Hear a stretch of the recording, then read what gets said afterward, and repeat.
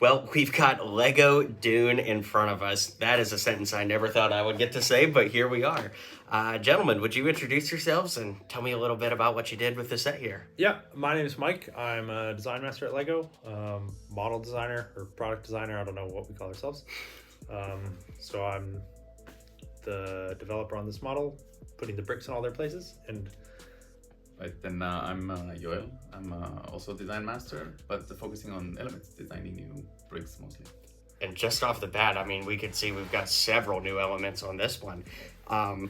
Like I said at the beginning, Lego Dune isn't necessarily something I thought would ever be something to come across. So, us either.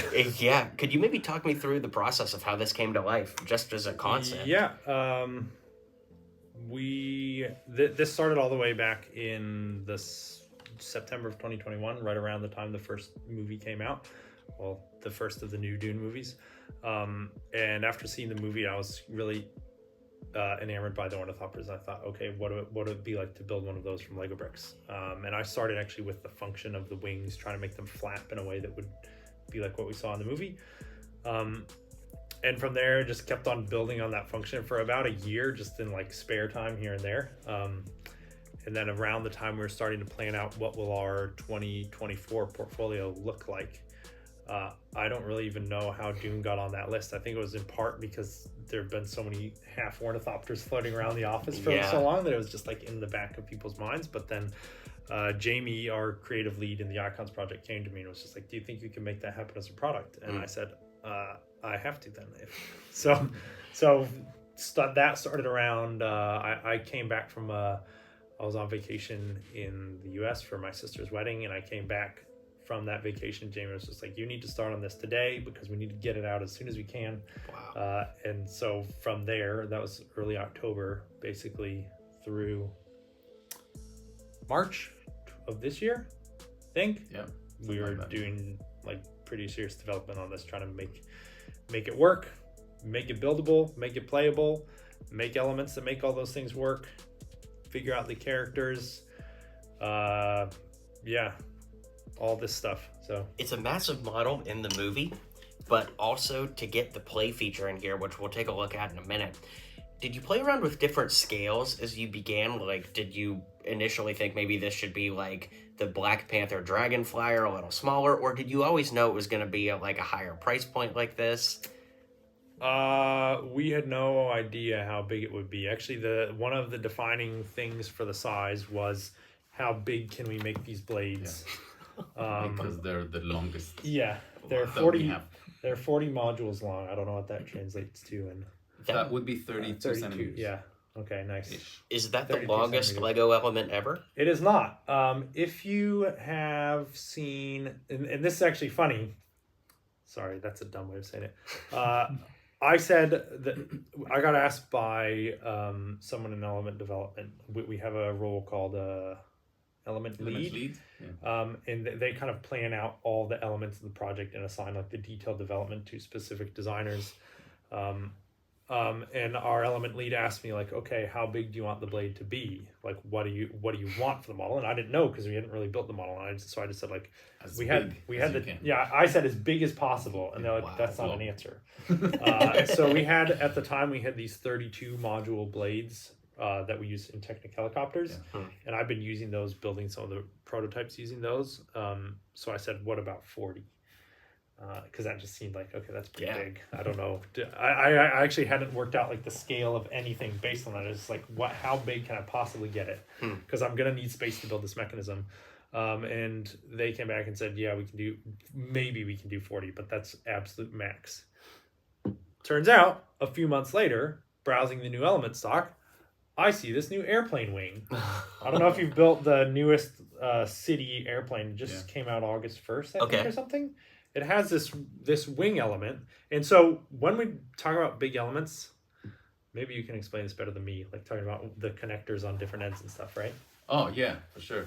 Because you're talking about the airplane wing. Yeah. What really happens is it's the real challenge is to control the warping of big elements. And the warping and shrinkage, because plastic shrinks when it's molded, and then if you have connectors on both ends, this is Lego, they have to be the right distance. And it's really, really hard to control that. And so, like on this piece, small things. On this piece, you want that stud 8 millimeters away. Yep. Not too big a deal. Yeah. But if we wanted a stud here, that it has to be in system with that. And so they have to figure out how much will this piece shrink when it comes out of the mold, and each cavity in the mold and all this stuff. That makes me think of the old flying wing piece from the Indiana Jones set back in the day. That big gray piece. Exactly. That may be just a little bit longer than these. It is way longer, actually. And so they're saying to us, 40, I don't know if we can do that. And then I went in and looked at our new elements, and there's this airplane wing piece that's like this big, and it has studs and tubes on both sides. Hysterical. So if you guys can do that, you can do this. Okay, don't give me trouble on this blade. It's true to an extent, because what happens with the bigger you go, the more development time you need, and sometimes we're a bit squeezed for different reasons, and we don't have that time to do all that investigation and research and development for huge pieces. Let's talk about that. Yeah, that's our cool. other new element. Right, and that's the second one. That is a cockpit, essentially, that we really wanted to, one, fit the actual ornithopter and the references we had, and the other one was to try and keep it as sort of with Lego dimensions as much as we could. The footprint and the angles even are on what we call Lego grid, on the sort of intersections of the plate if you build next to it, and I think it has been changing in size alongside the model, because we had so many different options and so many different designs of these things, even tweaking the angles, just to get something that works well for if somebody takes that afterwards, and it's real Lego identity, like a really kind of strong on the Lego identity, and also really fits the reference material that we had, like finding really a good in-between kind of design. And also, what are the connectors? That has a 1x2. Should the back be a 1x4 or just two 1x1s? Yeah, even just that is a battle. How does Mike build the front of this model? And what are the gaps there? And should this be longer, wider? What's happening? And so it was sort of evolving alongside the... All I can think is the Star Wars designers are going to be happy that mold exists now. What ship do you see? Oh man, so many. Like, I honestly feel like it could work on like a smaller scale X-Wing. Yeah, maybe. I could see it. Yeah. So like one of the things that Yoel was talking about is he's making this while I'm making this. Yeah. So like if I didn't know exactly what size is going to be up here, so we were in like constant collaboration every day. Like Yoel needs to come and be like, hey, did you change the model at all from what you said it was going to be yesterday? And it makes me think of that goofy math question we used to get in school, like if train A leaves the station at this time and train B leaves, when are they going to hit? Yeah, it's kind of like that. Yes, it's very similar to that. Like, and I need to, if I'm making changes, I need to make sure I'm telling him about them. And if the engineers are coming back to y'all and being like, oh, we actually can't put tubes there, and I've then like based my whole design around having the connections there. Yeah. Something like Yoel and I collaborate really well together, though. We've been for years now working together since we didn't start the same day, but we came to the same hiring workshop in spring of 2012. Wow. Exactly. And you started that summer, and I started the next January. Yeah. Incredible. 2013, yeah. But so we've been like colleagues since then, but the first thing we really did big collaboration on was the Harley Davidson. As a concept, right, for the wide tires. Yeah. That's right. Mike was like, I need a wide tire. We don't have a white motorcycle tire. We want to make this Harley Davidson. And at the time, the Icons project, which at the time was called Creator Expert, we didn't really do a lot of new elements. So we weren't collaborating a lot with the element designers in general. And so I had this idea to do this Harley Davidson, and I knew if we're going to do it, we need some new pieces. So I just went to Yoel because I'm like, this guy, I trust this guy, and he's quick. And like we know each other well. So I was like, Yoel, I have this idea. I don't know what it's like. Can you like make a rough version of this motorcycle tire? And he put it together real fast, and then we put that on the concept, and then that was enough to convince people that we should make this big Harley Davidson. And then since then, like, that was a very like informal partnership, but since then we've just been working closer and closer together. So I love it. Well, we've talked quite a bit about the development. Maybe show us some of the play features and things that go on with this set. So this is representing the Ornithopter as it's seen in the Royal Atreides Ornithopter, not to be confused, which I do myself, to be confused with the Harkonnen Ornithopter, which looks very similar, or the Bush Ornithopter, which doesn't look that similar, but there's a lot of ornithopters in the Dune universe. So we have the first thing, we can open up the cockpit from both sides, like it opened. We got sent like super detailed plans of the vehicle that they used in the movie. So they built physical models, but they also had really great 3D models, and they shared those with us and like videos of how it all worked. So these front windows are actually in the movie.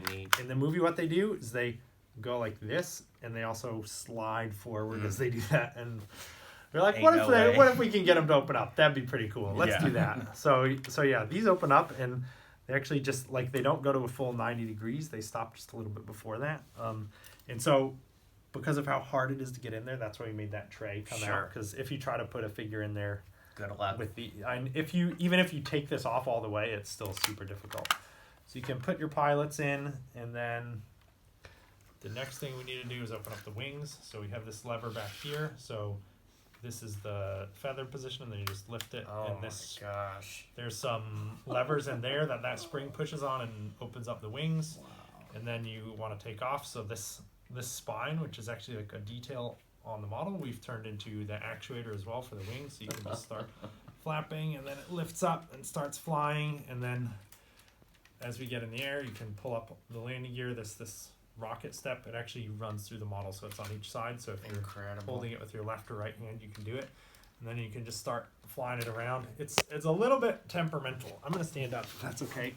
It's better to work that way. But one of the things that, I mean, this whole function was super difficult, but making sure that it would flap. See this wing?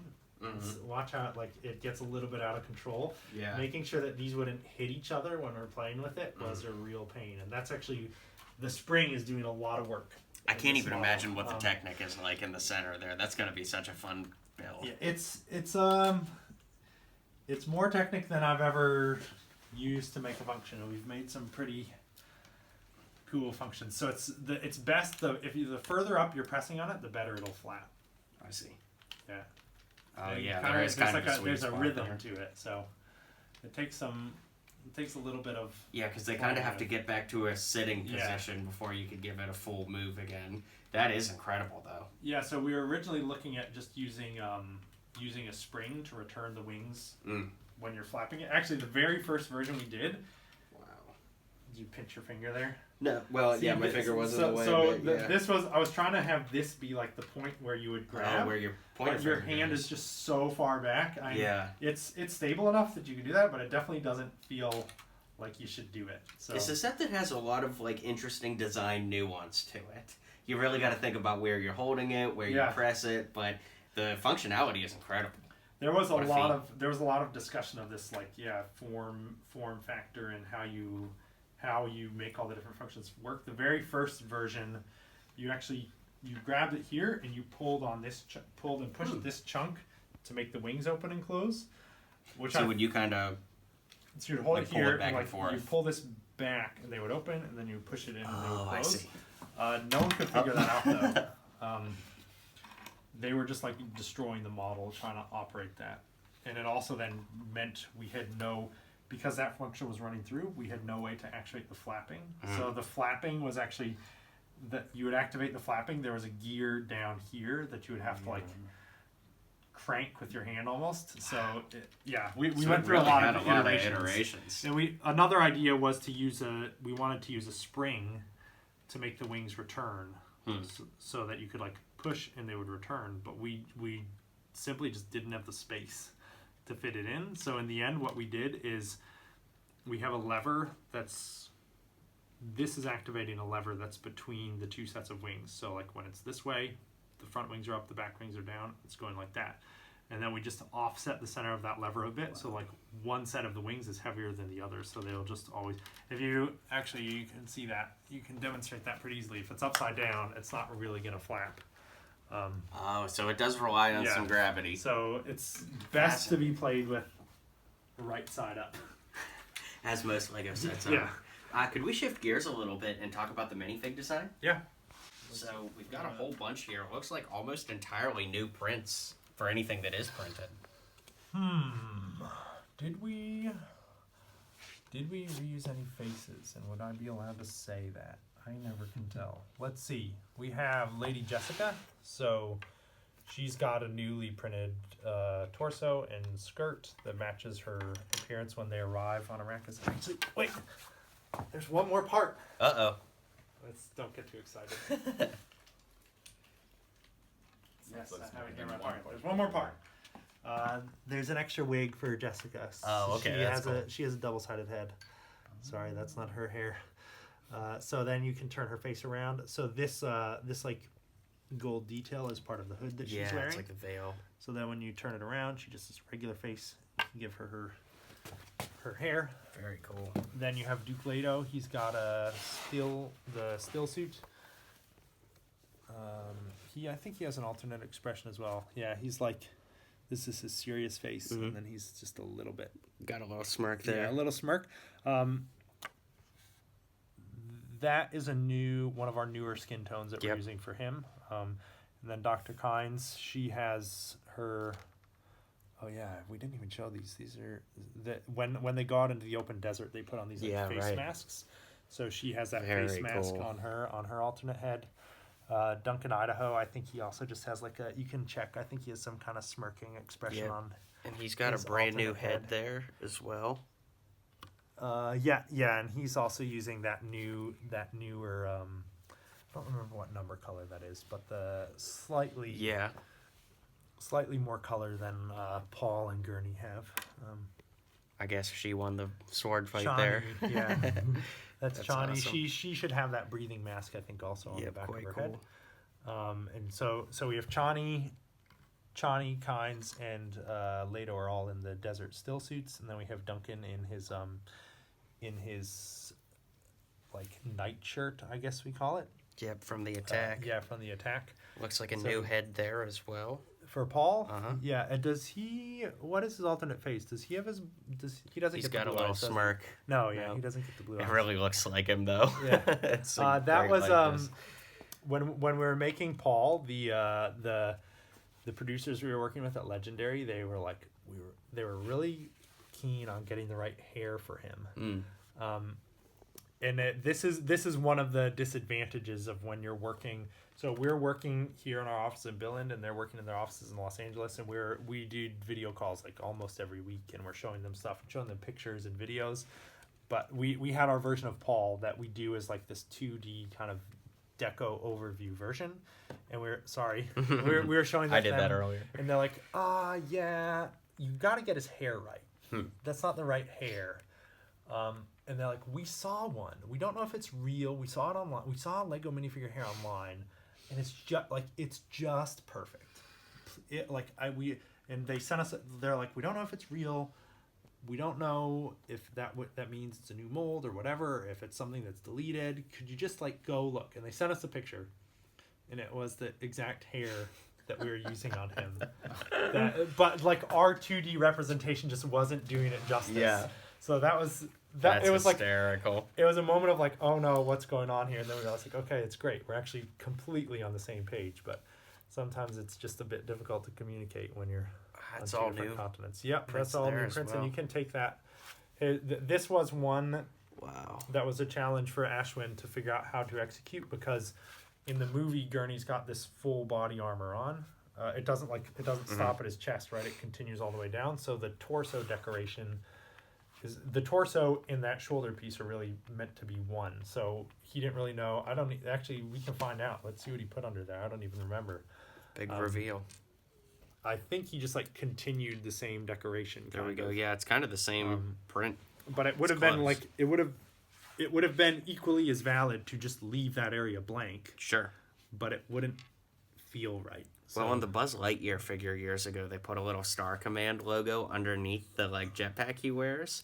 So I always thought that was cool. It's like never been confirmed in canon what Buzz Lightyear is wearing under there, but I think designers like to have a little fun and put stuff there. And then of course this is just such a great inclusion. He actually doesn't have new prints. He just got a regular black torso under there, but he's got the textile pieces decorated on. So yeah, I don't recognize that head from anywhere.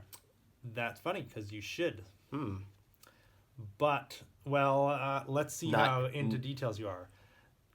It is a decoration that we've done before. The actor Stellan Skarsgård. We've made. Let's see if you can get this. He has one minifig out now from Andor. Yep.